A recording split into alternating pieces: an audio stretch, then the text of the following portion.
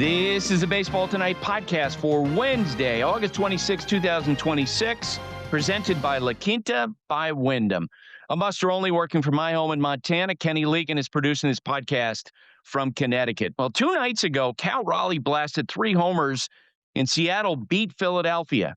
In his first at-bat last night against Philadelphia's Aaron Nola, this is what happened. The windup and the 2-1 pitch to Cal. Swinging a drive down the right field line. Stay fair. Gone. Goodbye, baseball. 4 consecutive home runs for Cal Raleigh. Ties the game at 1-1. Seattle went on to win. The Mariners are now 2.5 games out of first place in the American League West. And keep this in mind as we go down the stretch. In Seattle's final 22 games, they faced 3 of baseball's worst teams, the A's, the Angels, and the Rockies in 17 of those last 22 games. So as you look for, indicators of what's going to happen down the stretch, keep in mind Seattle's got a really easy finishing schedule. In Miami, the Red Sox were in extra innings. Jarren Duran came to the plate with the bases loaded, and this happened. Heads. Swinging a high drive into right field. It is cranked. It's at the track. It's at the wall. Goodbye. A slam for Duran, and the Red Sox lead it 7-3 in the 11th. The Yankees lost. The Rays lost. And as of Wednesday morning, the Red Sox are now just 5 games out of first place in the American League East. Who would have imagined that back in June? And amidst one of the strangest stories we've seen with Ketel Marte going AWOL, the Diamondbacks were down to their last out against the Cubs on Tuesday night. Ryan Waldschmidt came to the plate with Arizona trailing 4-3, a runner on base. And the 2-1. Swung on and hit high. It's hit deep. It's on its way. Good night. It's a game winner for Ryan Waldschmidt. 2-run homer, his second walk-off home run this season. And the Diamondbacks stun the Cubs 5-4. The Cleveland Guardians have stopped losing. They took out the Angels on Tuesday night. They've now won 6 in a row. The Royals have won 9 straight, and while they're not contending for a playoff spot, it's a strong way to end the 2026 season. And we got news right after we taped Monday morning. Dana Brown has been let go as general manager of the Houston Astros. Today, we'll be talking with Alden Gonzalez. Nick Piecoro, a beat writer for the Arizona Republic, is going to join us. Let's get to it. Alden Gonzalez covers baseball for ESPN. Alden, how you doing? I'm doing great, Buster. How are you? Yeah, I'm doing okay. Not as busy as you are. Like you were at the, you do your Dodgers stuff, and you were at the Padres press conference the other day, the introduction of the new owners. And on top of that, this week, you've got a story coming out on the WBC, a team from Venezuela, in the aftermath of the earthquake that happened there. That comes out on Thursday on ESPN.com. What did you learn? Yeah, Buster, I appreciate you bringing light to that. This story originated because I spoke to Omar Lopez, the manager of the Venezuelan WBC team that obviously overcame a lot of odds to win that tournament. It was one of the greatest, if not the greatest, baseball thing that has ever happened in a baseball-loving country. And he wanted to commemorate that championship by hosting a parade in Venezuela. He told me that all of the players, all of the coaches had agreed to this. They were going to go down in November, and they were going to have a parade down the streets of Venezuela unlike anything that country had ever seen. He told me this on the 9th of June. 15 days later, you had twin earthquakes with a magnitude of over 7 that devastated the northern part of the region. And in the weeks after that, he circled back with players, and they all agreed that, sadly, that parade can't happen anymore. And I spoke to a lot of Venezuelan players who are on that team, who are in the major leagues now, obviously, that told me that, this is not a time for celebration. Venezuela needs help. And so coming off of that, Omar Lopez's quest has been to still get that team together, but he wants them to get together to be on the ground and helping out that community. I mean, the death toll from those earthquakes is over 6,000. That number is going to continue to climb. There are still bodies buried under rubble there. There are not enough resources to to, I mean, I hate to say it this way, but to dig people out of there. They've been down there for weeks and months. There are so many people out there who need just basic goods to live. They need shelter, they need food, they need water. And so Omar and some of the coaches and some of the key players from that team are trying to figure out a way, and this is not finalized yet. And I don't know if it'll ultimately happen, but to get the team out there and to sort of use their platform, use what they did, and just bring everybody together to help the community because it's been about 2 months since those earthquakes, and that region is still just utterly devastated. A lot of people over there have taken to social media just clamoring for any emergency services.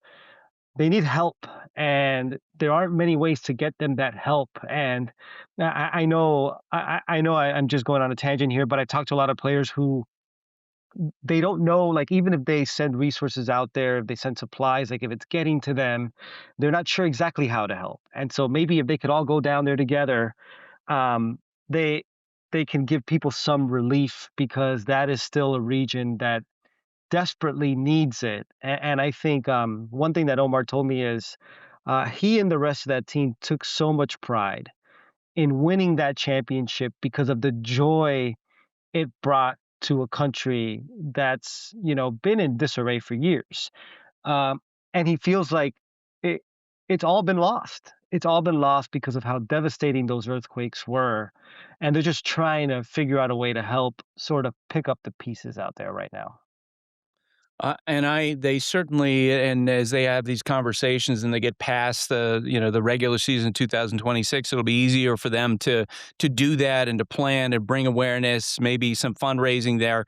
If I talk to Omar, and I'm hoping to get an Astros game now that you're telling me this on the story, I would encourage him to still hold a parade, Alden. Just covering the Yankees in 2001. After 9/11, the players initially, the instinct was just to end the season. Like I remember players saying to me, like, "What are we doing here?" After such a horrific event, and President Bush rightly nudged baseball, no, keep going. The Yankee players, the Mets players, they came to find out that they were this wonderful distraction, on a nightly basis and they would honor, people lost at the World Trade Center at Yankee Stadium, nightly. And there were ceremonies nightly. And then for those 3 or 4 hours, the players figured out that they were this wonderful distraction. And so often the connection they had with the community. And so I hope that they do use their platform and they do have the parade and that they think about having the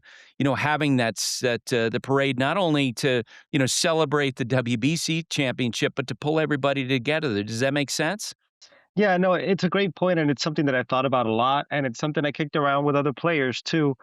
I do think though that if it does happen, they are going to do some sort of recognition for that team. Yeah. Um, and I think, and this is not something that I asked Omar directly, but I would think too, though, that part of the calculus here is when you're doing a parade, especially in another country, especially in a country like Venezuela, you are pulling significant resources to host that parade, to pull that off. It's a lot easier to get that done in the United States. And in a country, and especially in a region in the northern part of Venezuela where people need resources right now, they basically need everything the government can provide for them right now. I don't know. And again, this is just me speculating, but I feel like they don't feel like it's right to pull those resources to Right. do this sort of big event. But one thing that Omar did tell me is that he wants either everybody goes or we don't go. His quote was, "We won the championship together, and we would only do this together." So everybody's got to be on board. And I think they're still in the early stages of this, but there's at least hope that they could try to maybe pull this off. Yeah. And there's an infrastructure question as well. Like if you wanted to do a baseball event in Puerto Rico after Hurricane Maria, you couldn't have, with so many roads and bridges being damaged. And so that there's always that question. And but I'm glad they're thinking about a way to use baseball and that amazing championship team as a way to pull everybody together. Um, You saw the press conference that happened in San Diego with the introduction of the new managers, or excuse me, new owners. What's in store for the Padres fans, do you think? I think, and look, the proof is always in the pudding with these things. We'll see what actually happens. But I talked to people who have been around the Padres for a long time, and they said that that's as good a press conference or as optimistic you could be off a press conference as they've ever seen in San Diego. And Buster, I know you know that market very well. I thought Jose Feliciano and Kwanzaa Jones, the new owners, said all the right things. Kwanzaa Jones, I mean, she's gonna be out in the media a lot. Is my thinking here. She's got a great personality. She's very authentic.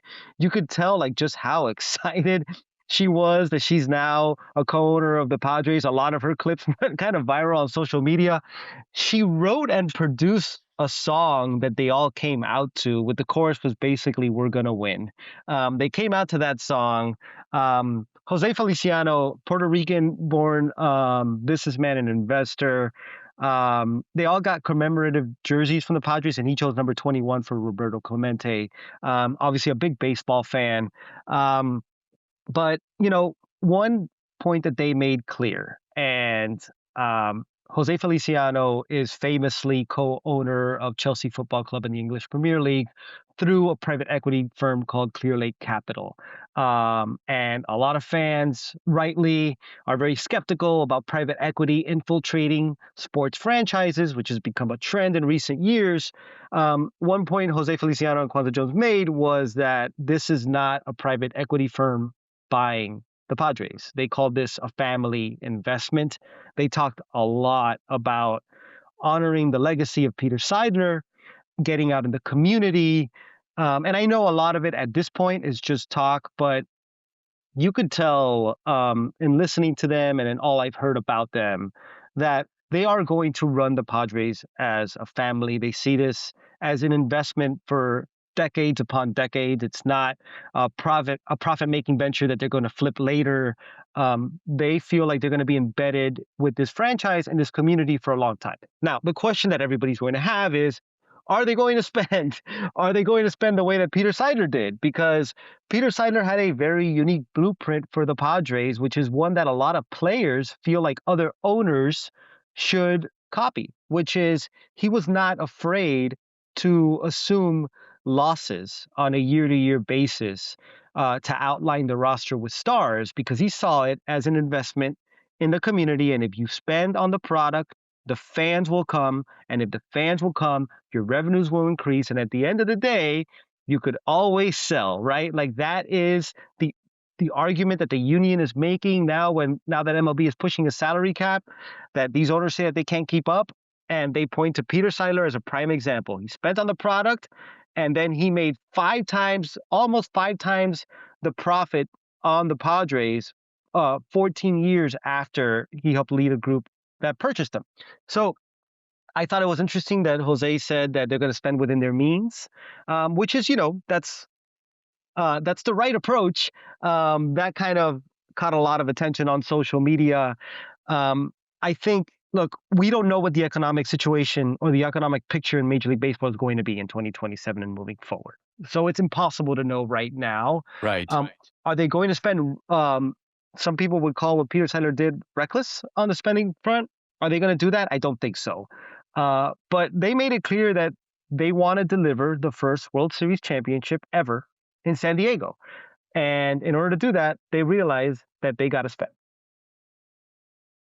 Yeah, and you're 100% right. Proof is in the pudding. I'd say this for anybody who is like, oh, they're going to spend within their means. That to me is what every new owner is going to say. Sure. Because they have to get approved by the other owners. I'm sure you could find a version of that from Steve Cohen when he bought the Mets, right? I mean, he's got to placate them. So I agree with you. The proof is going to be in the pudding when we have. It made me smile when you said he wore number 21 for Roberto Clemente and the importance of that number within Padres history. A player I covered, Billy Beane, he was one of the first players to come out as gay.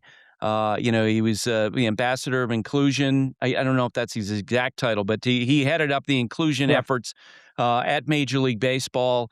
So that's neat that he's wearing that number. And I'm going to be curious to see, where they go with the payroll, because, of course, as you know, and I know, we've talked about, they have an unusual situation. It's a very top-heavy roster, very top-heavy payroll. You got a lot of money invested in some older players, and there are going to be challenges for the Padres no matter what economic system comes forward in 2027.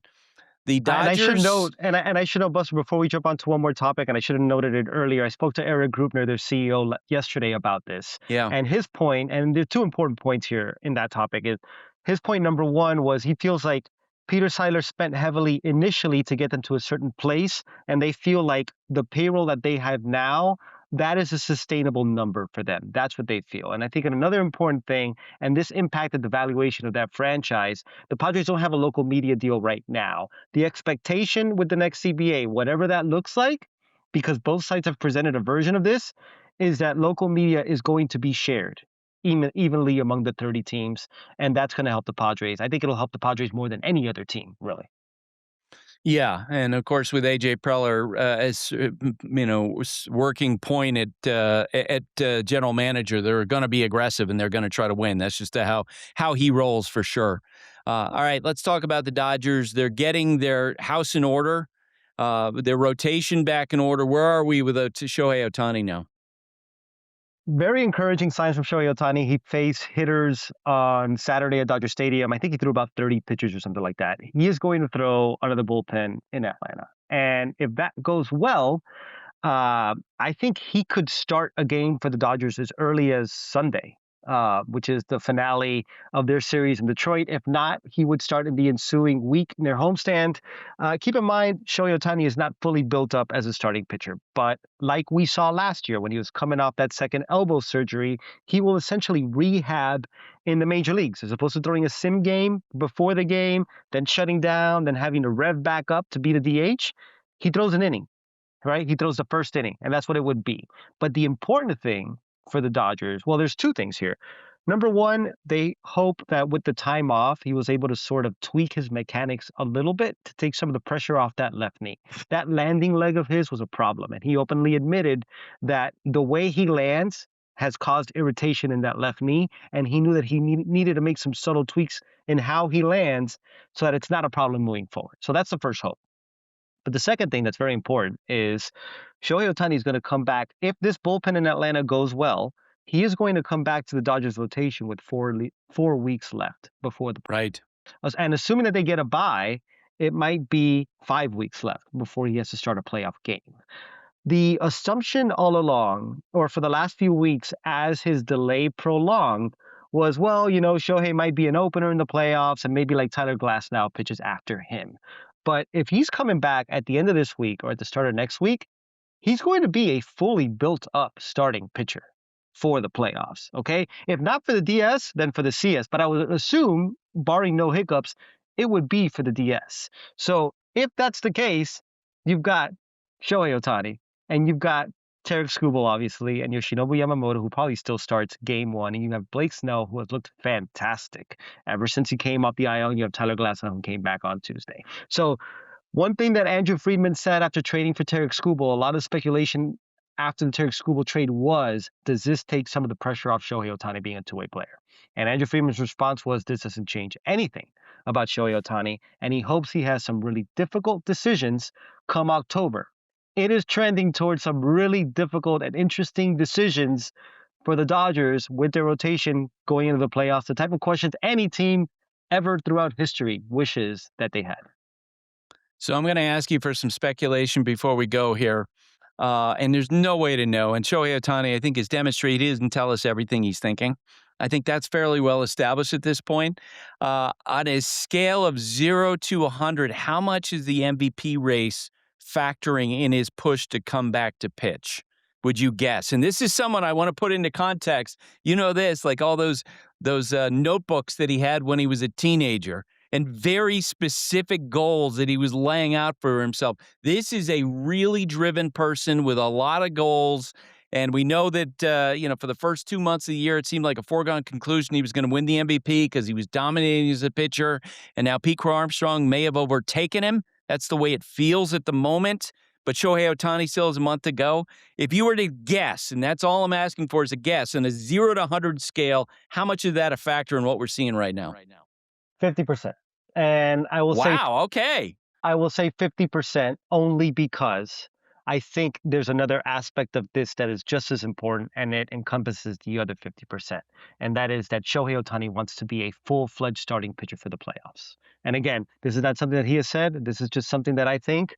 One thing Shohei Ohtani is still searching for, and one thing that he hasn't had yet, is a really signature pitching performance in the World Series. We saw it in the NLCS last year, obviously one of the greatest, arguably the greatest game of all time. He wasn't that great in the World Series against the Blue Jays. And I think he has put in so much work to be a full-time two-way player this year. And I know he wanted the Cy Young badly. He's obviously not going to win the Cy Young right now. But one thing that he can do is be a Cy Young caliber pitcher in October. And I think coming back now, I don't know if forcing the issue is too strong, but you can be sure that Shohei Ohtani wanted to come back with enough time to be built up, not just to solidify the MVP, which I do think is relevant, Buster, but to be a full go starting pitcher, fully stretched out in the playoffs. I think that's what he wants. I don't think the Dodgers need it that bad, but I think that's a major goal for Shohei Ohtani. And I think you'd agree with me. What Shohei Ohtani wants, Shohei Ohtani gets. More often than not. Yeah, exactly. All right, Alden, thanks for doing this. You got it, Buster. The weekly guest is brought to you by 8 Sleep. And the weekly guest this week is Nick Piecoro, who covers the Arizona Diamondbacks for the Arizona Republic. Nick, how you doing? Doing good, Buster. Thanks for having me. You are covering one of the craziest stories that we've seen in baseball this year, the situation with Ketel Marte, how Torey Lovullo, the Arizona manager, is handling this in the midst of a pennant race. Like, this is not something that's happening in March. It's at a time when the Diamondbacks are trying to stay in this 3-team race with the Philadelphia Phillies, San Diego Padres for wildcard spots in the National League. So just as we get started here, just walk us through the general timeline of what happened. Yeah, Buster. I mean, it's probably the craziest story that I've covered. I've been covering this team for like 2 decades, and I can't think of anything weirder than this. So we get to the ballpark in Fenway on Monday. We realize at some point, like probably a couple hours before the game, that no one has seen Ketel Marte yet. The lineup still hadn't been posted. There was some confusion as to whether Nolan Arenado was going to need to go on the injured list, so we kind of chalked it up to that at first. But then it just kept dragging on and dragging on. I mean, it got to like 15 minutes before the game. We still didn't have a lineup. No one was sure what was going on with Ketel. The questions that I was asking people weren't getting responses, which questions about Ketel, which made me think, okay, something is going on here. And then they put him on the restricted list. They replaced him on the roster, and they admitted after the game they didn't know where he was. They hadn't heard from him. And they wound up having a meeting with him a few days later, transferred him to the injured list after he had an MRI on his knee. And that's where he is now. I guess I left off the fact that the day after they had this meeting, the meeting happened on an off day. The first day at home, where it's just the entire local media contingent is there focused on Ketel Marte, asking the manager, asking everyone in the room questions about it. A couple hours later, he's spotted at a local casino, just while the Diamondbacks game is going on, which, isn't really breaking any rules, but probably questionable optics or decision-making on top of that. So as it stands now, they're expecting him back from the injured list in about a week. He's starting a progression with his knee. I think he started hitting yesterday, and they're going to try to move forward with this. And so a couple of pieces of context that are important. One, how important Marte is to the team. If you could just describe that. Yeah, I mean, he's him and Corbin Carroll are their best players. He's a force at the top of their lineup. He's not having a typical Ketel Marte season. But yeah, I mean, he's very important to this team, and he has been for a long time. He's coming up on a lot of club records. He's just been a face of this franchise for a long time now. And another piece of the important piece of the context is what happened at the All-Star break in Yep. 2025 when he left the team under a very similar circumstance where he departs and no one quite has answers with the Diamondbacks, if you can describe that. Yeah, exactly. So he goes to the All-Star game. He is supposed to, obviously rejoin the team on the Friday. He learns that his house in Scottsdale had got broken into. And I think he kind of used that as an opportunity to take a few days away.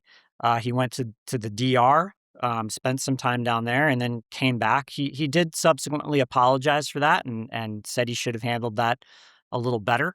But I think that's what's going on.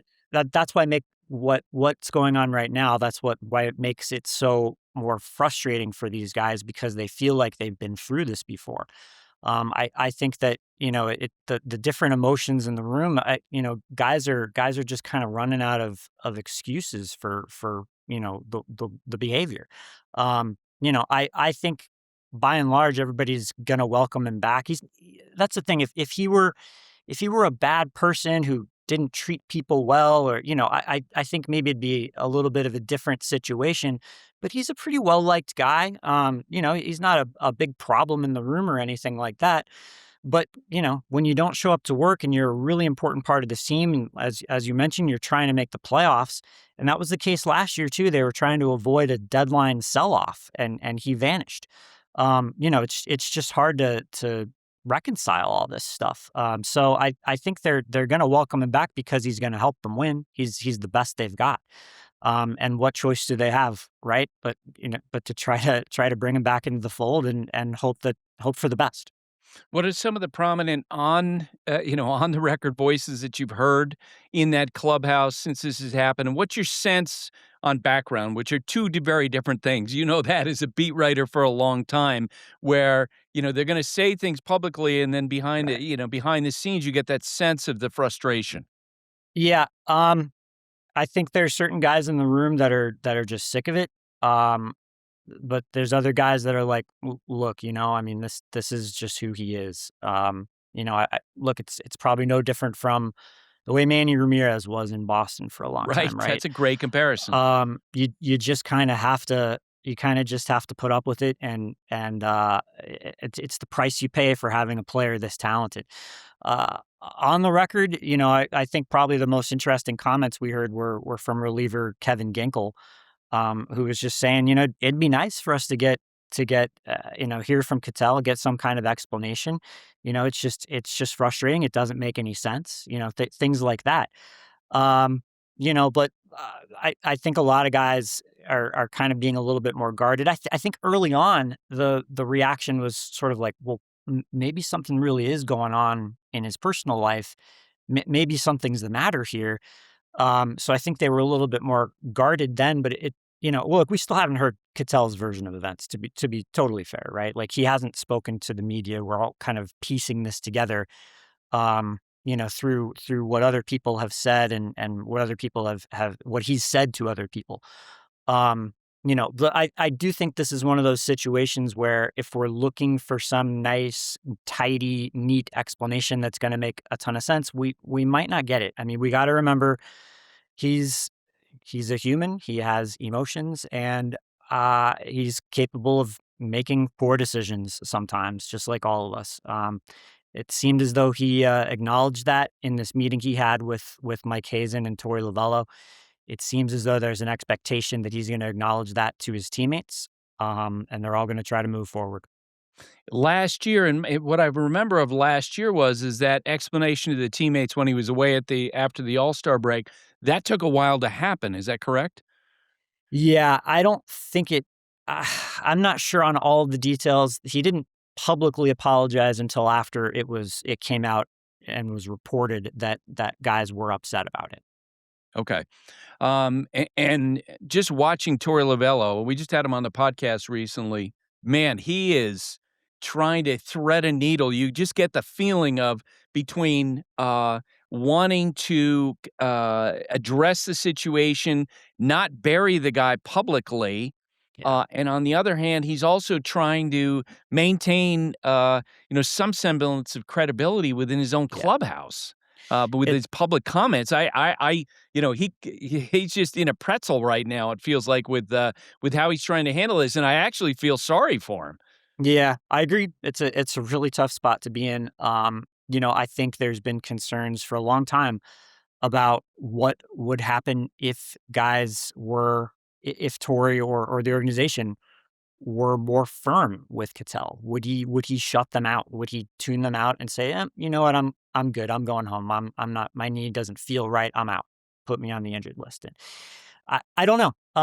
You start looking around at the kind of the managerial demographic these days, like who is the hardo manager that would really treat Ketel Marte the way that I think a lot of fans want him to be treated. That guy doesn't really exist much anymore, right? I mean, it's just a whole different breed of managers now than the Lou Pinellas or whoever, from 20 years ago. So I don't know. I'd love to see the alternate universe of how much production Ketel Marte would have had with a real hardo manager over this last decade compared to what he's given them. But I tend to think that the way that Torey has handled him is probably been for the best, even if it ends up with some kind of cringy moments. Yeah, where fans are questioning how he's handling it because I've heard around the edge, and Ketel Marte far better than I do. My sense of him is that he's considered to be really sensitive. Yes. That he doesn't necessarily have people in his life who are, that are doing a lot of truth telling to him and making, being harsh with him because of the concern about what his reaction would be, which is why when that word betray came up with Torey over the weekend, if you could give context to that, that's really important. Yeah, I mean, it's just Torey's been a guy that has stood up for him time and again. Look, Ketel comes from a different background than you and me, right? Like we probably have to keep that in mind. Yep. And I think Torey has served a bit of a like kind of father figure role for him. Ketel lost his mom 8 or 9 years ago in the middle of the season. It was a really difficult moment for him, and as we saw, there was an incident last year when fans were taunting him about his mom, and he broke down on the field. So I mean, it's obviously still a sore subject for him, and a sensitive subject. You can understand. I think Torey kind of stepped in and served a little bit of a father figure type of role. I think that's what hurt him so much last week when Ketel wasn't getting back to him.